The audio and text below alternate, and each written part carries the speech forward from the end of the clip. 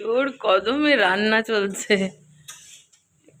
রান্না করছো? বাপরে বাপরে, সাহারে বটটা আমার ঘেমে গেছে গো, দেখি।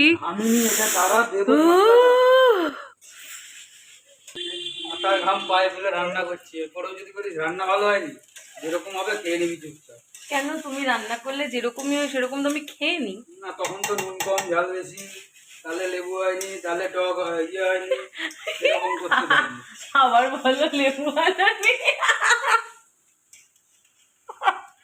কি বাবু, আরেকবার বল। আলু আননি, আলু আননি, পেঁয়াজ আননি, তেল আননি, রসুন আননি, আদা আননি। লেখো লেখো লেখো, সব লেখো।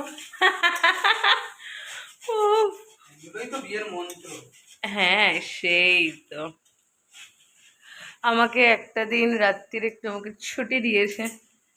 আহ, যা গরম, গ্যাসের সামনে সত্যিই যেতে ইচ্ছা করে না। কিরে বল, কেমন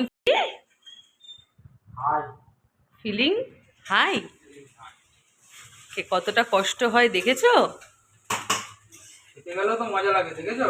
হ্যাঁ, তাও তো ভালো তুমি এখন রাত্রির বেলায় রান্নাটা করছো। আমি যখন সকালে করি আমি পুরো আলু সিদ্ধ হই ওখানে দাঁড়িয়ে দাঁড়িয়ে। ভালো করে ভালো করে নাড়াও, নাড়াতে থাকো।